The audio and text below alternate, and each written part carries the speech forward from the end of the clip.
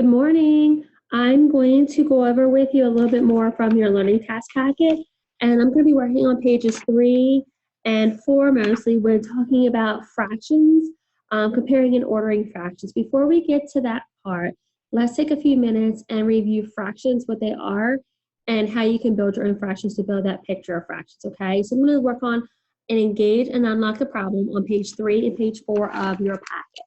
All right, so I'm going to turn my screen here so you can see my whiteboard. Okay, so first thing when we talk about fractions, all right, basically it's part of a whole. So if I have 3/5, okay, 3/5, the top number we call the numerator.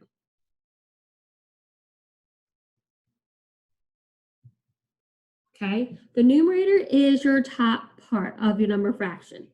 The denominator is the bottom part. Okay, unless you have a numerator and a denominator, you don't have a fraction. Okay, so now what does this fraction mean? So basically, your bottom number is how many total pieces you have in, say, your fraction, your pieces and your parts of your puzzle. Okay, the top number is how many pieces are you're specifically talking about, like how many are shaded in, how many are eaten in a pizza, however you want to do it. So let me show you an example. My fraction here we read as 3/5. Okay, so that means my shape, and draw a circle in this case, okay, is going to be divided into 5 equal as you can shapes. Okay, 1, 2, 3, 4. Sorry, it's not equal. They should be equal because fractions are always equal. So I have 1, 2, 3, 4, 5 pieces. That's my 5. Okay. So then my numerator is telling how many pieces are part of it. So I need 3/5 of it. So then I would shade in 3. 1, 2, 3. Does it matter how many I shade in or which ones? No, as long as I only shade in 3 to show 3/5. Okay. Another way you can show this picture as a fraction is using a rectangle. And you could use a piece of paper. So if you were using a piece of paper, pretend it's my paper, I would fold it into 5 equal pieces. So you would only be folding it maybe 4 times. Figure out how to make them equal. So I'm going to put 5 equal parts. Best I can. So I have 1, 2, 3, 4, 5 equal parts. And I'm shading in 3 of them to show 3/5. 1, 2, 3. So I have 3/5. So this fraction is 3/5. Okay, so let's practice making some more fractions before we get into comparing and organizing them. Okay, so remember we have our numerator and we have our denominator. We'll leave that up there actually, just in case we want to refer back to it. Let's look at another fraction. So I have 1/2. So my numerator is a 1, my denominator is a 2. I read this as 1/2. Okay, so if I have a pizza, I know it's in 2 equal pieces, 1, 2 equal pieces, and one of it is shaded in. So this is a picture of 1/2 shaded in. Okay, I could also draw a rectangle if I wanted to show 1/2. Okay, I'm putting a line. So I have 2 pieces. I need to shade in 1. Okay, so you build a picture of 1/2. Okay, I'm going to do another example. What if I did an example of, say, 9/10? So my numerator, top number is a 9. That's how many pieces we're talking about. Denominator is how many total pieces in your puzzle or in your pie. So this time, my picture needs to have 10 total pieces. Let's see if I can do this the first time.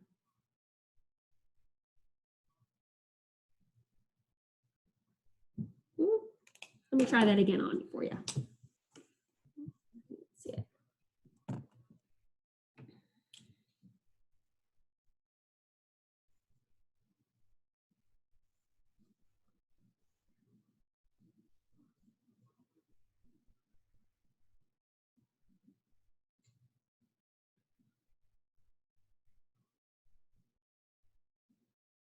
All right. So loosely have 10 pieces there, right? Okay. So now out of these 10 pieces, 9 are going to be shaded in. So I'm going to count 9 and color them in.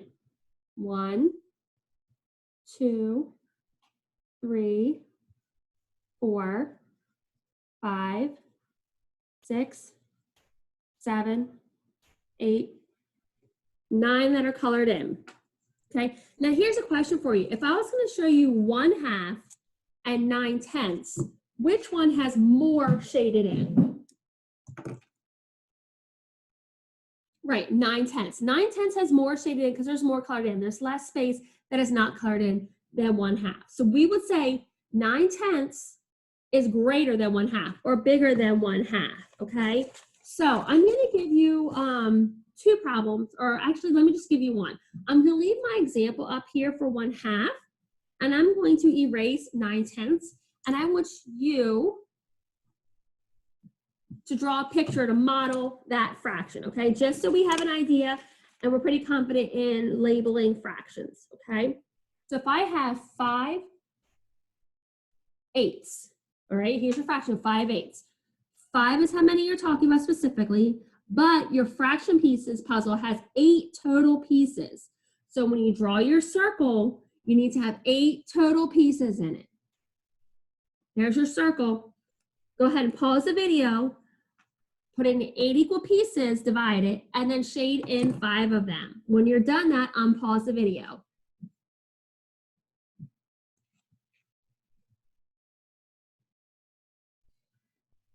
Okay, so let's go ahead and divide our fraction into 8 equal pieces.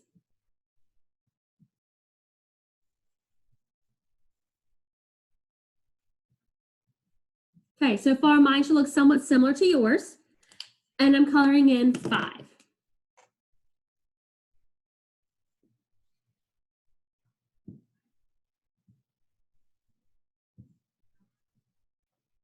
All right, does mine look like yours?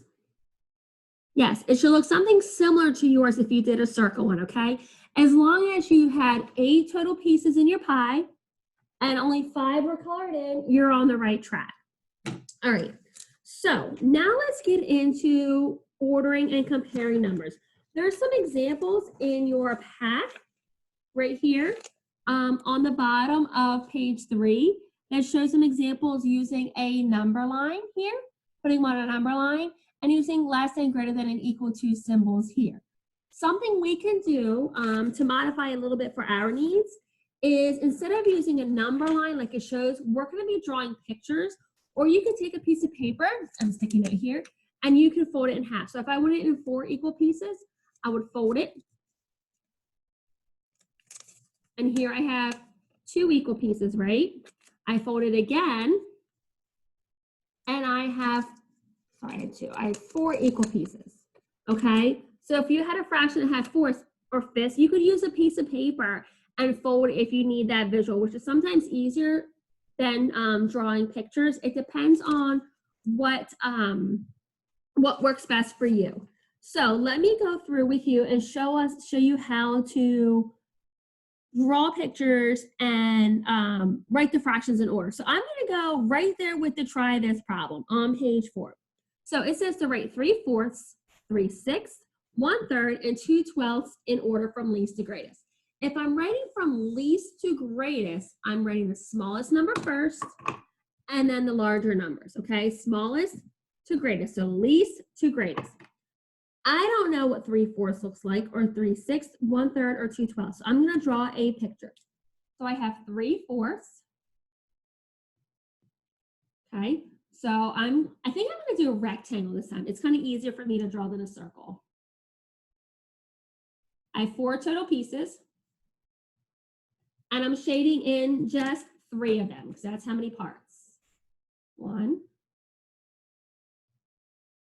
2, 3/4. Okay? Now, I'm going to show you the next one was 3/6. So this one has 6 total pieces, and I'm shading in just 3 of them. When you're drawing it, try to make sure that your piece that you're drawing, if you're comparing the fractions, are about the same size. If I draw this one a lot longer, it's going to be hard to compare the size of this one, okay?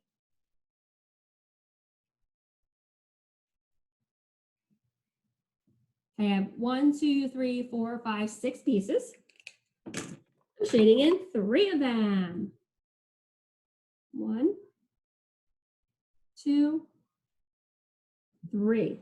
So far, if I'm looking at this picture, I know the 3/4 looks like there's more shaded in than I have in 3/6. So right now, 3/4 is bigger than 3/6. Give you a hint. The bigger the number at the bottom, the bigger your denominator, the tinier your pieces are of that puzzle. Think about when you buy a puzzle from the store. If it's a 25-piece puzzle, those pieces are going to be a lot larger than if it was a 100-piece puzzle. So 4 pieces are going to be bigger pieces than the 6 pieces. All right, my next fraction is 1/3. Again, I'm going to draw my piece about the same size to try to keep it consistent. And I have 3 pieces. 3 total pieces, and I'm coloring in just 1 of them. So I shaded in 1/3. If I'm comparing these 3, look how much smaller 1/3 is shaded in than 3/6 or 3/4. So right now, if I was looking at just these 3, which one is smaller? 1/3 would be my first number because it is the least one, okay? The last fraction we need to do is 2/12. And 2/12 has a lot of pieces.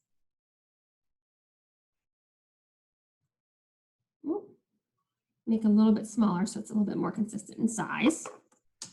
Remember, I don't want to make it too big because it's going to be hard to compare. I need 12 tiny pieces.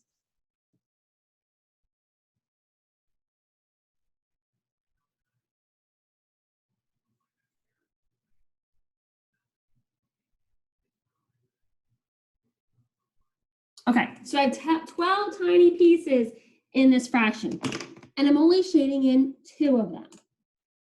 1, 2. Okay, 2/12.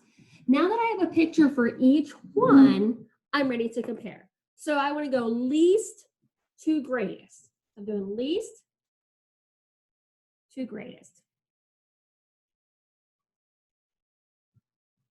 All right, least to greatest. So smaller to biggest. Looking at our fractions, which one has the least amount shaded in? If I look, it's 2/12. So remember the teeny tiny pieces? So only 2 teeny tiny pieces are shaded in. So my least fraction would be 2/12. And then let's see, what's next least? Looks like it might be 1/3 because 1/3 looks less than 3/6. So that's about half of that shaded in. So next will be 1/3. Which one's smaller?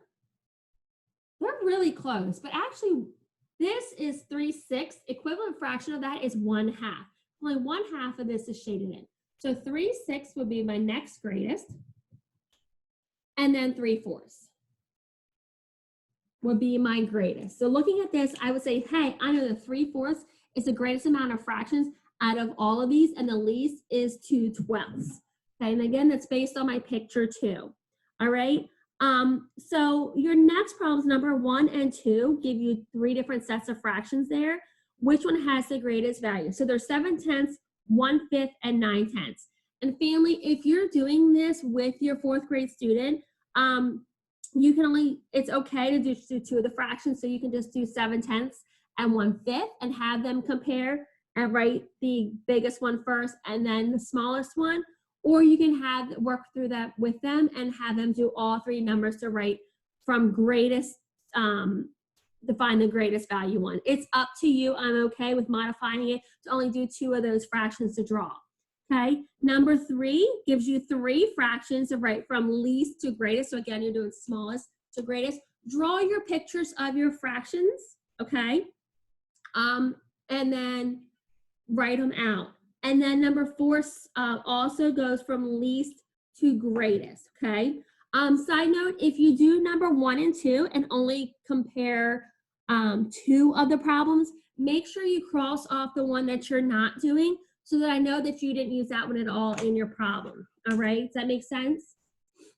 All right, nice job, guys. Go ahead and pause this video and go ahead and refer to us back as many times as you need to help you solve these fractions of number 1, 2, 3, and 4 on pages 3 and 4.